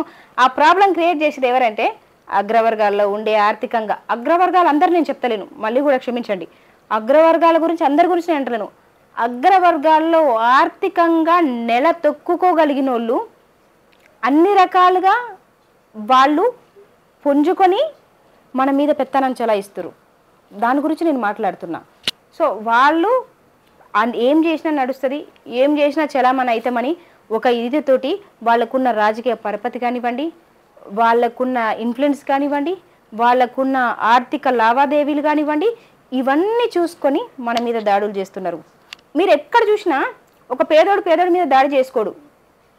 ఇప్పుడు నేనున్నా, నా మీద నా చుట్టమో లేకపోతే ఇంకొకరు చేయరు, చేసిన చిన్న చిన్న పంచాయతీలు ఉంటాయి, గంతకు మించి ఇంకేం ఉండదు. ఆర్థికంగా లేకపోతే సొసైటీలో కొంచెం ఇన్ఫ్లుయెన్స్ అయి ఉన్నోళ్ళే మనకు బలం లేదని, వెనకాల అండదండ లేదని, మనకి ఏం చేసినా అడిగటోళ్ళు లేరని, సంపినా అడిగటోళ్ళు లేరని, వాళ్ళు ఏం చేసినా చలామణి అవుతుందని చేస్తారు. సో అవి కూడా ఖచ్చితంగా అరకట్టవలసిన బాధ్యత ప్రతి ఒక్కరి మీద ఉంది. ఎందుకంటే ఈరోజు గవర్నమెంట్ ఫామ్ అయిందంటే గవర్నమెంట్ ఒక్కరి సొత్తు కాదు, గవర్నమెంట్ ఎవరి సొంతం కాదు, గవర్నమెంట్ ప్రజలది. ప్రజల నిర్మాణం చేసింది, ప్రజలు ఓటేస్తే అయ్యింది. ఖచ్చితంగా గవర్నమెంట్ అంటేనే ప్రజలు, ప్రజలు అంటేనే గవర్నమెంట్. దాంట్లో ఈ మినిస్టర్లు వస్తారు పోతారు, ఎంపీలు వస్తారు పోతారు, ఎమ్మెల్యేలు వస్తారు పోతారు, ముఖ్యమంత్రి వస్తాడు పోతాడు, ప్రెసిడెంట్ వస్తాడు పోతాడు, కానీ గవర్నమెంట్ అంటేనే ప్రజలు, ప్రజలు అంటేనే గవర్నమెంట్. ఇప్పుడు ఈ 14 లక్షల చిల్లర ఓట్లు, 14 లక్షల నుండి 14,20,000 ఓట్ల వరకు ఉన్నటువంటి మహిబాద్ కాన్స్టిట్యూషన్లో హాఫ్ ఆఫ్ ద అమౌంట్ అంటే ఒక 7 నుండి 8 లక్షల ఓట్లు మాత్రమే ఎస్టీ సామాజిక వర్గానికి చెందినవి. మిగతావన్నీ కూడా జనరల్, అలా ఎస్సీలు ఉన్నారు, బీసీలు ఉన్నారు, మైనార్టీలు ఉన్నారు, ఓసీలు కూడా ఉన్నారు. మరి వీళ్ళందరూ కూడా ఈరోజు ఏదో ఒక పార్టీకి పెద్ద పార్టీల వైపు చూసేటువంటి ప్రయత్నాలు చేస్తూ ఉంటారు. మీకు ఎలా ఉంది రెస్పాన్స్ అక్కడ? 7 లక్షల మంది దాదాపు మీరు చెప్పిన ఈ 14,28,324 ఓటర్లలో 7 లక్షల మంది దాదాపు నా ఎస్టీ బిడ్డలు ఉన్నారు, మన ఎస్టీ బిడ్డలు. అట్లా ఎస్టీ బిడ్డలు కూడా డెవలప్ కాలేదు. మిగతా 7 లక్షల మంది ఏదైతే ఉన్నారో ఆ 7 లక్షల మంది కూడా డెవలప్మెంట్ లేదు. అంటే 14,28,000 చిల్లర మనుషులకు కూడా, ఇంతమందికి కూడా చిల్లర మనుషులు అంటే వేరే లెవెల్ కాదు, మళ్ళీ మీరు దాన్ని మిస్గైడ్ చేయదు. ఓటు బ్యాంక్ ఈ 14,28,324 సంథింగ్ ఏదైతే ఉందో ఇంతమందికి కూడా డెవలప్మెంట్ ఒక్కరికి కూడా శూన్యం. డెవలప్మెంట్ అసలు లేదాడా? ప్రతి బిడ్డ అక్కడ అన్యాయానికి డెవలప్మెంట్ లేక బాధపడేటోళ్ళే. ఎవరికి డెవలప్మెంట్ లేదండి. ఎస్టీ వాళ్ళకు లేదు, ఎస్టీ అసెంబ్లీ అయినప్పటికీ, పార్లమెంట్ అయినప్పటికీ ఎస్టీ వాళ్ళకు డెవలప్మెంట్ లేదు, అందులో ఉన్న మిగతా 7 లక్షల మందికి కూడా డెవలప్మెంట్ లేదు. మరి మీరు ఎస్టీ అసెంబ్లీలు 2 ఉన్నాయి పార్లమెంట్ స్థానాలని మనం చెప్తున్నాము. 17 పార్లమెంట్ స్థానాలు తెలంగాణలో. నిజంగా మీరు చెప్పినట్టు ఏ భువనగిరి ఎస్టీ చేస్తానో, లేకపోతే హైదరాబాద్ ఎస్టీ చేస్తానో, సికింద్రాబాద్ ఎస్టీ చేస్తానో, ఇంకేదైనా ఎస్టీ చేస్తే నేను ఎస్టీ నుంచే పోటీ చేస్తుంటిని. ఇవి రెండే ఉన్నాయి కాబట్టి తప్పనిసరి పరిస్థితిలో నేను నా సామాజిక వర్గం వెనుకబడి ఉండడం వల్ల, నా సామాజిక వర్గంలో చైతన్యం లేకపోవడం వల్ల, లేదా ఉన్నప్పటికీ వీళ్ళు అణిచివేయడం వల్ల ఖచ్చితంగా అక్కడి నుంచే పనిచేయాలనుకుంటున్నా. నేను కూడా గిరిజన బిడ్డనే కాబట్టి నాకు కూడా కష్టాలు తెలుసు కాబట్టి. నేను అడిగింది ఏంటంటే ఎట్లుంది మీరు ప్రచారంలో పోతున్నప్పుడు ప్రజల నుండి రెస్పాండ్ ఎట్లా ఉందండి? చాలా చక్కగా ఉందండి. వాళ్ళు ఓటిస్తున్నారు, నోటేస్తున్నారు, కడుపు కన్నం పెడుతున్నారు, చాలా బాగా చూసుకుంటున్నారు. వాళ్ళు కూడా యువ నాయకుల్ని సపోర్ట్ చేస్తున్నారు. ఖచ్చితంగా మేము ఓటేస్తాం బిడ్డ అంటున్నారు, మార్పు రావాలనుకుంటున్నారు. నేను గట్టిగా నమ్ముతున్నాను, చాలా అంటే చాలా స్ట్రాంగ్గా, మహబూబాబాద్ ఈ వచ్చే పార్లమెంటు ఎన్నికలు ఏదైతే ఉన్నాయో తెలంగాణ మొత్తానికి ఒక కొత్త చరిత్ర సృష్టించబోయే విధంగా, చరిత్రలో గుర్తుండిపోయే విధంగా ఈ ఎలక్షన్స్ ఉంటాయని నేను నమ్ముతున్నానండి. ఖచ్చితంగా మార్పు మహబూబాబాద్ నుంచే స్టార్ట్ అవుతుందండి. మహబూబాబాద్ ప్రజల కోసం మీరు చేసే రిక్వెస్ట్ ఏమన్నా? మహబూబాబాద్ ప్రజల్ని నేను 2 చేతులు జోడించి మీ బిడ్డ అనుకొని మీ అందరి పాదాలకు నమస్కారం చేస్తున్నా. నేను ఒక నిరుపేద కుటుంబంలో పుట్టి, ఒక నిరుద్యోగిగా, ఒక నిరుపేద బిడ్డగా, ఒక గిరిజన బిడ్డగా, ముఖ్యంగా ఒక మహిళగా, ఇవాళ మహిళలు రాజకీయంలోకి రావాలంటే ఎన్ని ఉంటాయో మీరందరూ చూస్తున్నారు. అగ్రవర్గాల్లో ఉండే బిడ్డలు రారు రాజకీయంలోకి, వచ్చినా వాళ్ళకు వాళ్ళ అండదండలు ఉంటాయి. ఎలాంటి అండదండలు లేకుండా, ఎలాంటి వాళ్ళ సపోర్ట్ లేకుండా, వెనకాల ఎవరు లేకుండా 14 సంవత్సరాల నుంచి నేను పట్నం బతుకు తెరువుకు వచ్చి ఒంటరి పోరాటం చేస్తూ నాకు చేతనైనంతలా నాకున్న మనుషులకి సాయం చేస్తూ వస్తున్నా. మీరందరూ పెద్ద మనసు చేసుకొని 3వ నెంబర్ అయిన ఏనుగు గుర్తు మీద ఓటేసి మీ బిడ్డ అయిన నన్ను ఖచ్చితంగా గెలిపిస్తారని మీ అందరి కాళ్ళకు దండం పెట్టి అడుగుతున్నా. ఎందుకంటే ఉన్నోనికి ఉన్నోడు చేసుకుంటాడు సపోర్టు, లేనోనికి లేనోడే చేయాలి. అట్లనే ఉన్నోనికి మన కష్టాలు తెలియదు. గుడిసెల పుట్టి పెరిగిన వాళ్ళకే గుడిసెల కష్టాలు తెలుస్తాయి. మీ అందరి కాళ్ళకు దండం పెట్టి అడుగుతున్నా. వాళ్ళలాగా నేను మందు వంచకపోవచ్చు, బిర్యానీ పొట్లాలు ఇవ్వకపోవచ్చు, పైసలు వంచకపోవచ్చు, కానీ మీ కష్టం వస్తే ఖచ్చితంగా నేను ఉంటా. మీ కష్టం వస్తే ఖచ్చితంగా నేను మీకోసం వస్తా. మీ అందరూ పెద్ద మనసు చేసుకొని 15 ఏండ్లు 100 కోట్లు ఉన్నలకు అవకాశం ఇచ్చిర్రు మన వాళ్ళు అనుకొని. నేను కూడా మీ బిడ్డనే, నేను కూడా ఎస్టీనే, నేను కూడా ఒక నిరుపేద కుటుంబం నుంచి వచ్చి ఈరోజు 100 కోట్ల ఆస్తి ఉన్నోళ్ళ మీద ఏ సపోర్ట్ లేకుండా, ఏ అండదండలు లేకుండా, ఊరు కానీ ఊరొచ్చి ఏం తెలియకుండా అక్కడ చాలా ప్రెజర్స్ ఆల్రెడీ స్టార్ట్ అయిపోయినాయి. అవన్నీ తట్టుకొని నిలబడి కన్నీళ్లతోటి ఈరోజు ధనవంతుల మీద మన బతుకులు మారుతందుకు యుద్ధం చేస్తున్నా. నా యుద్ధానికి ₹1 ఇచ్చి సహకరించేటోళ్ళు ₹1 సహకరించండి, ఓటేసి సహకరించేటోళ్ళు ఓటేసి సహకరించండి. ముఖ్యంగా ఖచ్చితంగా మహబూబాబాద్ నుంచి డెవలప్మెంట్ చూడాలనుకుంటే మార్పు జరగాల్సిందే. ఆ మార్పుకి మీ ఓటు నాకు చాలా అవసరం. నా జీవితాన్ని నిలబెట్టడానికి కాదు, మన బతుకులు మారుతందుకు. నా పేరు కోనేటి సుజాత. ఖచ్చితంగా ఏనుగు గుర్తు మీద 3వ నెంబర్ మీద ఓటేసి మన బతుకులు మారుతందుకు నాకు సహకరిస్తారని మీ అందరికీ రిక్వెస్ట్ చేస్తున్నా. జై భీమ్, జై అంబేద్కర్ గారు, జై రాజ్యాంగం. Thank you madam. Thank you. మొత్తానికి అయితే మహబూబాబాద్ సంబంధించిన విషయంలో పార్లమెంటు అంటే ఎన్నికలకు సంబంధించిన విషయంలో మాత్రమే కనిపించే నాయకులు కాదు, తప్పకుండా ఎన్నికలు అయిపోయిన తర్వాత కూడా 5 ఏళ్ల పాటు ప్రజల్లో ఉండేటువంటి నాయకుని గెలిపించుకోవాల్సిన అవసరం ఉందని, అలాగే ఒకే సామాజిక వర్గానికి చెందిన వాళ్ళైనా కూడా వాళ్ళ సామాజిక వర్గాన్ని కూడా పూర్తి స్థాయిలో అభివృద్ధి చేసుకోలేని వాళ్ళు, మిగతా సామాజిక వర్గాల గురించి పట్టించుకున్నటువంటి వాళ్ళ గురించి, వాళ్ళ రాజకీయం కోసమే బతుకుతున్నటువంటి వాళ్ళ కాకుండా యువకులకి ముఖ్యంగా కొత్తగా వస్తున్న 75 ఏళ్ళ ఈ స్వతంత్ర భారతంలో ఒక్కసారి కూడా ఎంపీ పదవిని నోచుకున్నటువంటి ఒక సామాజిక వర్గం వస్తున్నటువంటి నన్ను గెలిపించి మహబూబాబాద్ ప్రజలు చరిత్ర పుట్టించాలని చెప్పేసి అయితే కోరుతూ ఉన్నారు. తప్పకుండా మహబూబాబాద్ ప్రజలు కూడా ఆలోచించాలి. ఎందుకనంటే మహబూబాబాద్ అనేది ఈ రోజు ఉన్నటువంటి 17 నియోజకవర్గాలలో మన స్థానం ఎంత ఉంది. మరి మళ్ళీ వీళ్ళనే గెలిపించుకునేది ఉంటే, కొత్త వాళ్ళకి ఛాన్స్ ఇవ్వకపోతే, ఇదే బలరాం నాయకు, ఇదే సీతారాం నాయకు, ఇదే మా కవితా నాయకు లాంటి నాయకుల్ని మనం గెలిపించుకుంటూ పోతూ ఉంటే ఒకనాడు కూడా నియోజకవర్గ అభివృద్ధి కోసం వాళ్ళు పాటుపడకుండా ఉండేది ఉంటే, కొత్త వాళ్ళకి అవకాశం ఇవ్వకపోతే, రాజకీయాలు కేవలం 1-2 కుటుంబాలకు మాత్రమే పరిమితమైతే కూడా అవి సరైనవి కావు. కాబట్టి మార్పు తెలంగాణ అసెంబ్లీ ఎన్నికల్లో ఏ విధంగా అయితే కోరుకున్నారో రానున్న రోజుల్లో కూడా ఎంపీ ఎలక్షన్లో కూడా తెలంగాణ రాష్ట్ర వ్యాప్తంగా మార్పును తీసుకురావాల్సినటువంటి అవసరం అయితే ఉంది. మరి ప్రజలందరూ ఆలోచించాల్సినటువంటి విషయం. తప్పకుండా యువకులకి మహబూబాబాద్లో ఉన్నటువంటి ప్రజలు కూడా అండగా ఉండాలని చెప్పేసి కోరుతా ఉన్నాం. Thank you.